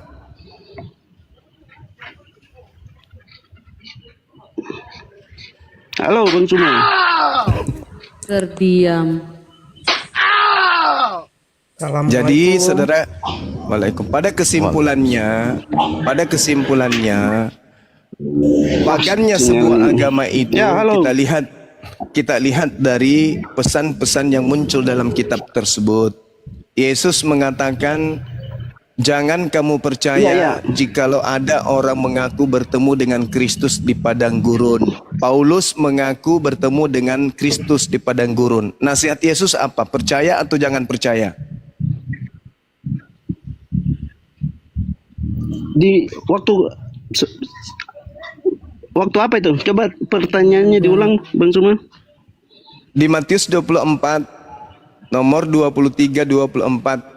Jadi Ya. apabila ada orang mengaku melihat Ya. ada Mesias di sini, ada Mesias di sana, jangan kamu percaya. Itu nasihat Yesus. Iya, karena Mesias di dalam di dalam bilik dan di padang gurun. Yang di dalam Iya. bilik dan di padang gurun kan batu hitam atau Ka'bah itu. Ka'bah itu bukan bilik, Bang. Yang disebut bilik itu tempat tinggal. Bang, bilik itu tempat tinggal. Penjara tempat Paulus itu menerima surat itu tempat tinggal atau bukan, Bang? Di mana? Di Hong Kong, Bang, di Hong Kong. Bilik kan seperti sebuah kotak.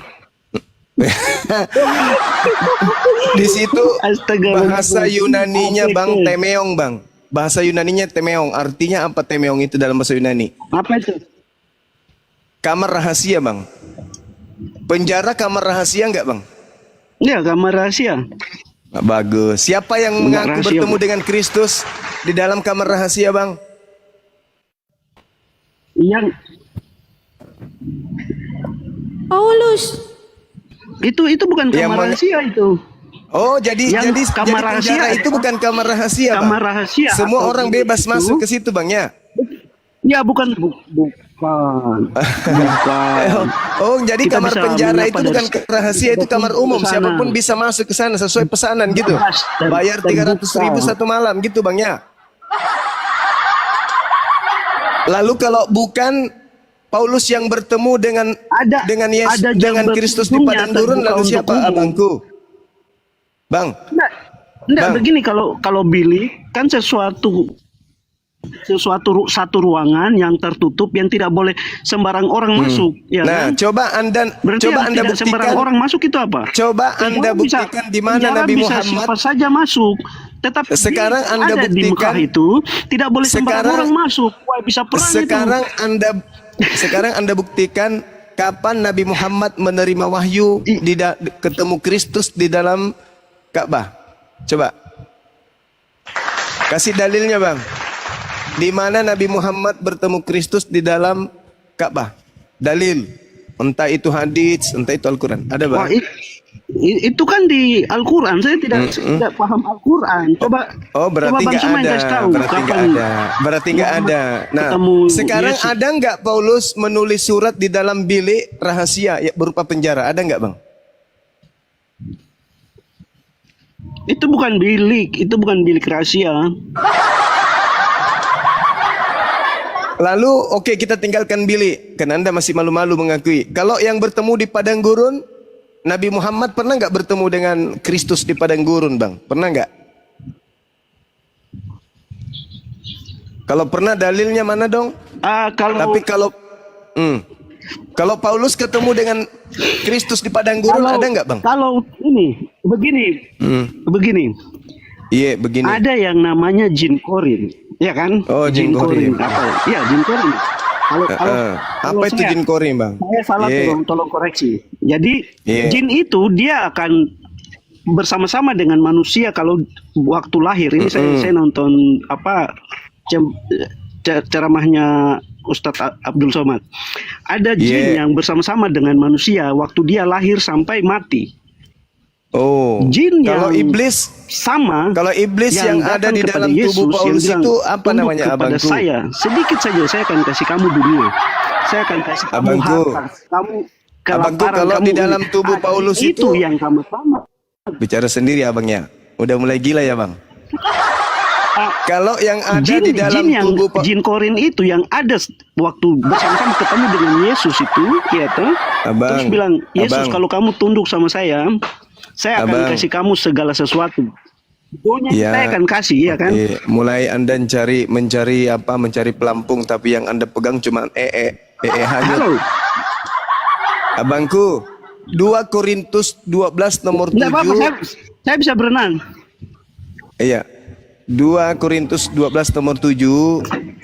Paulus mengaku di dalam tubuhnya ada iblis. Itu siapa, Bang? Iblis itu ngapain di dalam tubuh Paulus itu, ngapain, Bang? Bang. Halo. Iya, halo juga. Nah. Abang masih di Hong Kong? Pertanyaan saya, siapa yang pernah mengaku bertemu Kristus di padang gurun, Bang? Siapa?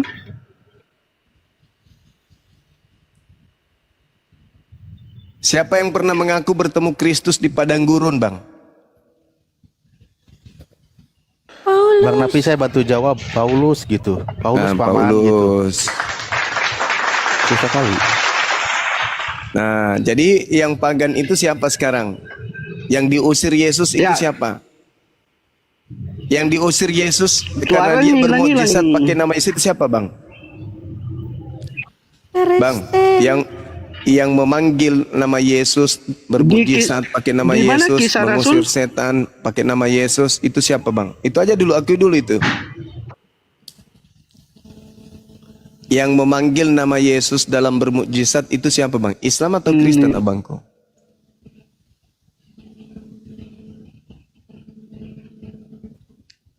Bang, jawab. Terus terang bang, jangan malu.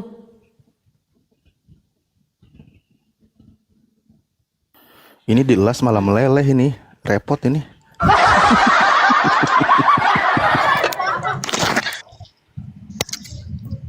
Jangan sombong kepada kebenaran abang. Iya, iya.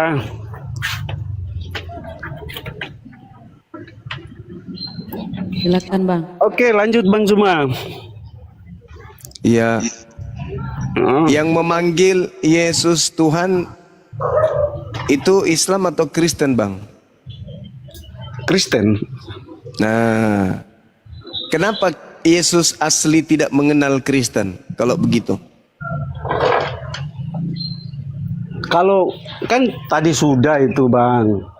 Iya, Kalau pertanyaan saya, dilanjutkan, kenapa Yesus kejahatan tidak atas mengenal nama Kristen?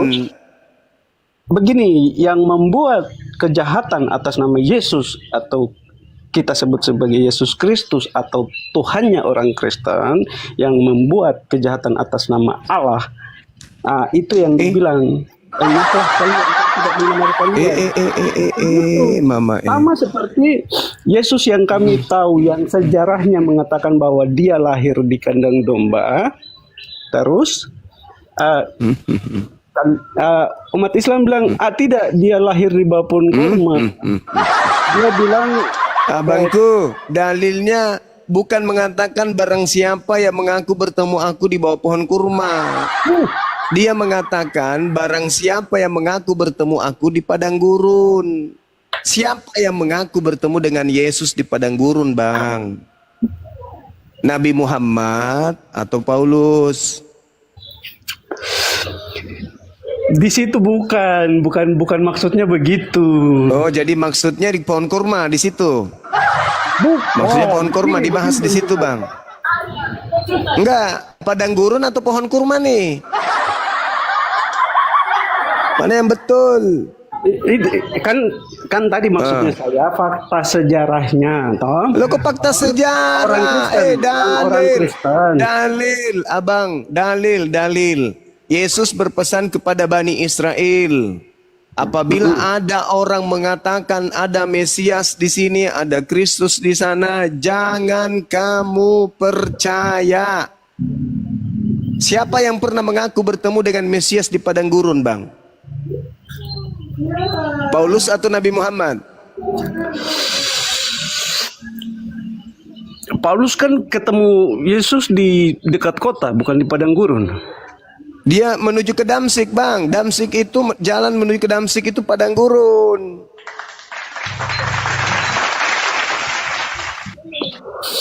Bukan, tidak. Kenapa padang gurun ada belukar? Mati nih ya. 1 Raja-Raja 19 nomor 15. Jalan ke Damsik itu adalah padang gurun. 1 Raja-Raja. Iya. Kita bicara Paulus. Paulus itu perjanjian baru. Itu iya, makanya saya katakan Damsik itu padang gurun. Damsik Masehi, itu tahun padang Masehi. gurun. Kalau Raja itu ribuan tahun sebelum Masehi, Bang.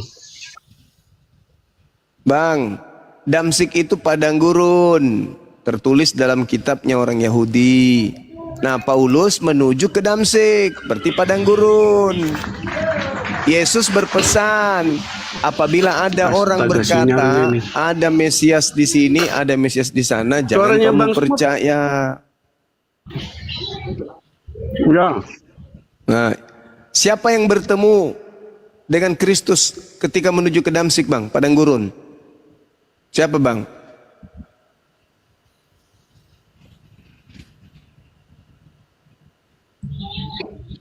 Paulus, tak jawab. Napi, jawab. Atau dikerenin dikit, Bang, Mr. Paul gitu, Bang. Ya, betul. atau Tante Paul? Terserahlah. Tapi kan bukan yang di padang gurun, yang dalam bilik. Ya, Iya, yang di padang gurun dulu. Jangan beratkan Yang di Anda, padang Nabi gurun. Muhammad. Tapi kan Nabi bukan di dalam bilik. Nabi Muhammad tidak pernah bertemu dengan Kristus, Bang. Jangan bikin saya emosi, Bang. Saya udah nyanter loh ini. Saya paling emosi kalau ada orang bodoh yang bahlul, sombong, dan pembohong. Anda mau mengais-ngais ke Nabi Muhammad. Nabi Muhammad tidak pernah bertemu dengan Kristus di dalam bilik, di padang gurun. Sedangkan di dalam kitab saudara, Kisah Para Rasul 9, nomor 3, Paulus menuju ke Damsyik, bertemu dengan Kristus. Begini Bang Zuma. Yeah. Yesus adalah Tuhan. Kata siapa? Kata saya tadi barusan. Berarti betul lah nubuat Petrus bahwa Yesus yang kau salibkan itu telah dijadikan menjadi Tuhan bagi angkatan jahat. Berarti Kristen ini betul menggenapi angkatan jahat. Karena yang disalib itu dijadikan menjadi Tuhan oleh Allah bagi angkatan jahat. Begitu, Bang. Yang di padang gurun, yang di dalam bilik, jangan disebut Tuhan. Karena itu bukan Tuhan, itu setan itu. Kan begitu. Bagus. Oke, sepakat kita bahwa yang ditemui di dalam bilik dan di padang gurun itu setan. Sepakat ya? Sepakat ya? Oke. Sekarang sepakat. Oke, sekarang kita bahas padang gurun dulu ya. Oke. Yang di padang gurun, di dalam bilik. Iya, di padang gurun dan di dalam bilik. Kita bahas dulu itu. Iya, kita bahas dulu. Anda kan sudah sepakat bahwa yang ada di padang gurun dan di bilik itu adalah setan. Kita sepakat. Nah, sekarang kita uji nih. Siapa yang pernah bertemu dengan Kristus di padang gurun? Anda dulu. Tolong tunjukkan di mana Nabi Muhammad bertemu dengan Kristus di padang gurun. Silakan.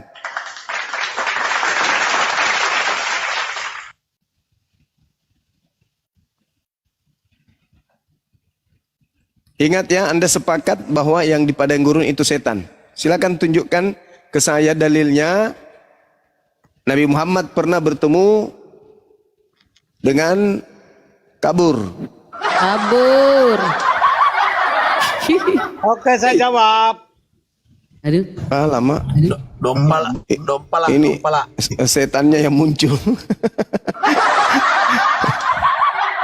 1 Raja-Raja 19 nomor 15. Firman Tuhan kepadanya, kembalilah ke jalanmu melalui padang gurun ke Damsyik. Disebut padang gurun itu Damsyik. Paulus mengaku menuju ke Damsyik, padang gurun, bertemu dengan Kristus. Yesus berkata, waspadalah kepada penyesat yang bertemu dengan iblis di padang gurun yang bergelar Kristus. Siapa yang pernah bertemu dengan Kristus atau iblis di padang gurun? Paulus. Siapa pengikutnya Paulus? Aliteng. Jadi terbukti Kristus palsu yang kalian sembah itu adalah sibilisis menurut orang yang kabur tadi, telanjang. Begitu, gue masa. Kau aja ngomong, lanjut terus. Bentar dulu gue masa. Jarjur, Kristen Muslim, jarjur. Ada juga emosinya orang ini ya. Kupikir orang gila itu enggak emosi. Emosi juga ternyata walaupun Jadi gila. satu-satunya manusia yang ditetapkan menjadi Tuhan. Suara saya jelas nih. Jarjur Kristen ya, silakan jarjur. Satu-satunya manusia yang ditetapkan menjadi Tuhan. Bunda holele otak. Ya silakan Bang Jarjur. Apa yang mau dijelaskan? Silakan. Suara saya jelas ya? Ya. Enggak, Bang. Oke. Perkenalkan, saya Kristen. Iya. Kemudian sebelum saya mau berdiskusi sama Bang Suma yang fenomenal ini, mohon untuk tidak mengancam saya ya Bang Suma ya. Soalnya beberapa videonya Bang Suma itu kok kayak mengancam gitu. Ngancam gimana bang? Kau jangan framing, Oten. Saya justru yang diancam ini, dilaporkan polisi kok jadi Anda yang terancam. Ini Kristen kayak apa ya? Kalau muncul kayak gini kayak seorang laki-laki kekar tapi menggunakan gincu, pakai konde, lalu pakai baju daster tinggi. Itulah kalian, sok cantik. Padahal pelakunya kalian. Nah itulah. Giliran ada yang ketabok, ketahuan curi ayam, maling ayam, kalian muncul. Selamat siang tante, perkenalkan nama saya Sari. Dihantam kepalanya pakai pentungan. Jujur, namamu siapa? Sari tante. Kamu nanti digebukin sama warga di sini loh. Jujur, namamu siapa? Dihantam sama anak muda. Buk.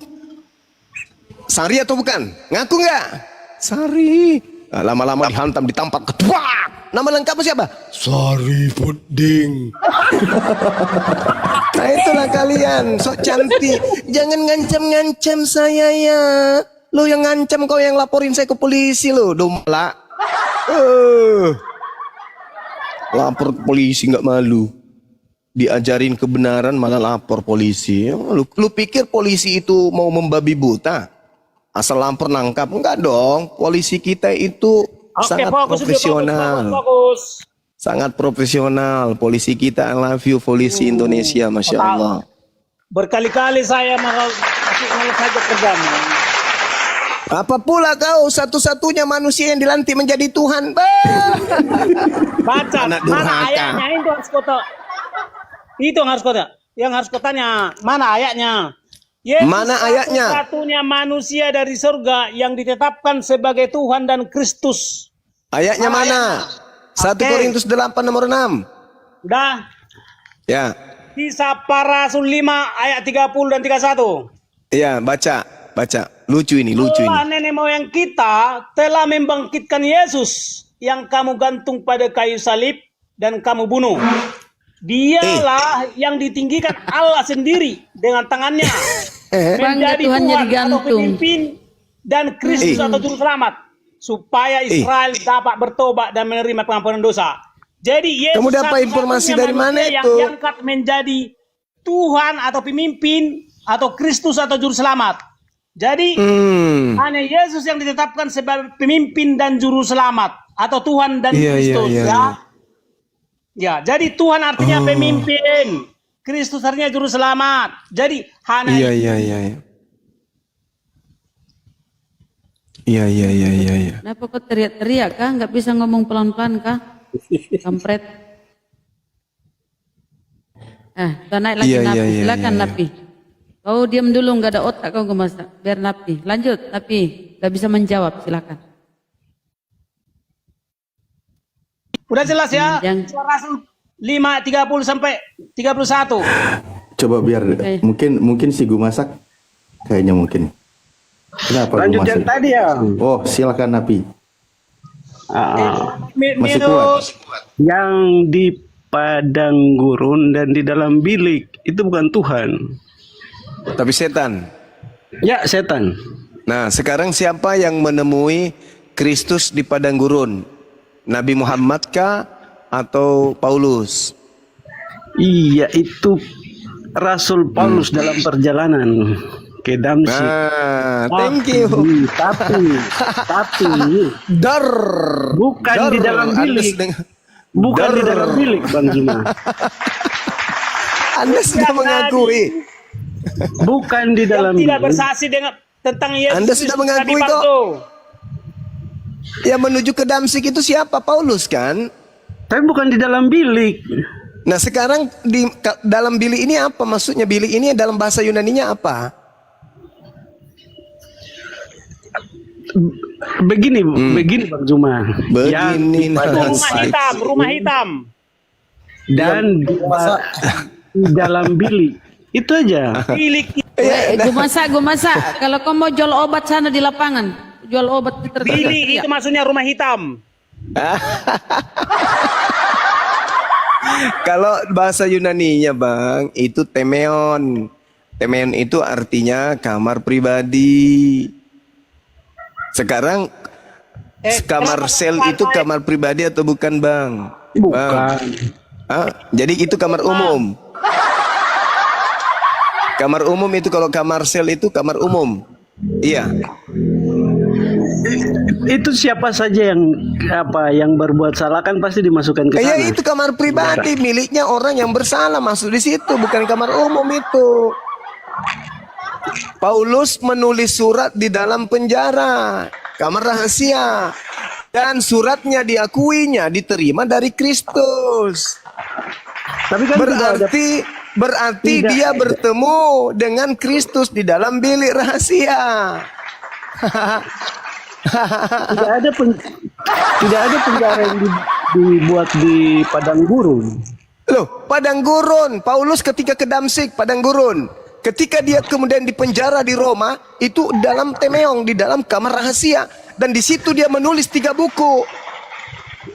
3 bukunya dituliskan dalam penjara Paulus itu. Dan dia mengakui tulisannya itu diilhami dari Yesus Kristus. Yesus menubuatkan tuh. Kalau ada orang mengaku bertemu dengan Kristus di dalam bilik rahasia, di dalam padang gurun, jangan ente percaya.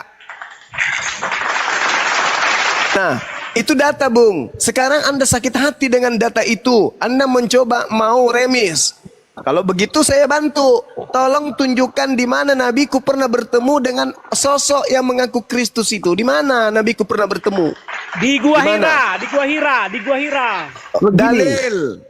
Dalil, silakan. Dalil. Begini Bang Zuma. Gua Hira. Ya. Karena Gua Hira itu padang gurun. Di Gua Hira itu yang datang Roh Kudus, bukan Kristus. Beda, Cak Ayu. Jangan gila permanen. Jangan gila ngajak-ngajak gila. Anda aja. Begini. Ya, Begini, apalagi Gua Hira. Di dalam kekristenan itu kita percaya Yesus itu sepanjang masa pengajaran sepanjang masa nenek lu kiper di dalam kitab Musabar. Sebabnya Yesus bilang begini Bang Zuma. Tunggu saudara. Saya bacakan dalil kepada saudara. Diam. Saya bacakan dalil supaya Anda bisa menilai kebohongan Paulus. Di dalam Kisah Para Rasul 10 nomor 40 dan 41, dengarkan. Semua dengar, yang Islam juga dengar. Yesus itu telah dibangkitkan Tuhan pada hari yang ketiga, dan Tuhan berkenan bahwa ia menampakkan diri. 1. Jadi Tuhan membangkitkan yang namanya Yesus itu, dan dia menampakkan diri. Dia menampakkan diri bukan kepada seluruh bangsa.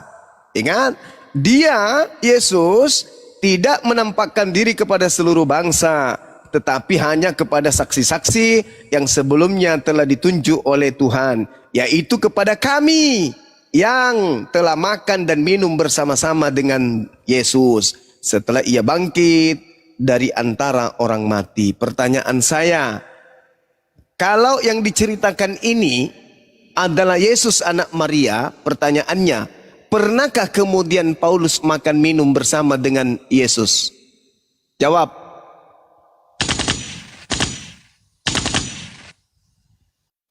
Pernahkah Paulus ini ditemukan makan minum bersama dengan Paulus? Jawab.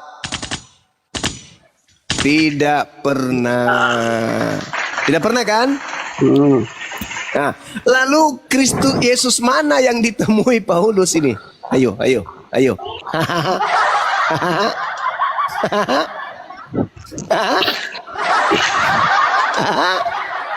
Yesus mana yang ditemui Paulus?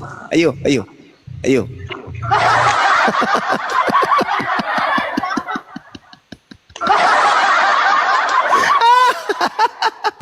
Mulai sadar dia. Ayo saudara, ayo gunakan akalmu. Yesus mengatakan, waspadalah kepada penyesat yang datang kepadamu dengan memakai namaku dan berkata, akulah Kristus. Ayo dong, 2000 tahun. 2000 tahun lamanya Kristen menyembah Kristus palsu. 2000 tahun loh. Dan saatnya orang-orang yang masih bisa selamat, ayo berpikir dengan jernih. Berpikir. Kalau Yesus mengatakan ada Kristus palsu, dan Yesus ternyata tidak mengenal orang yang memanggil namanya, bernubuat pakai namanya, mengusir setan pakai namanya, Berarti yang kalian panggil selama ini bernubuat mengusir setan di gereja itu bukan Yesus asli. Mantra senggote. Ayolah saudara, saya sayang sama kalian. Sayang saya sama kalian. Kasihan kalian itu kalau harus di neraka kekal hanya gara-gara ego, hanya gara-gara suka makan babi, hanya gara-gara suka pelihara kulup, hanya karena suka menyanyi hari Minggu. Sayang kalian tuh hanya gara-gara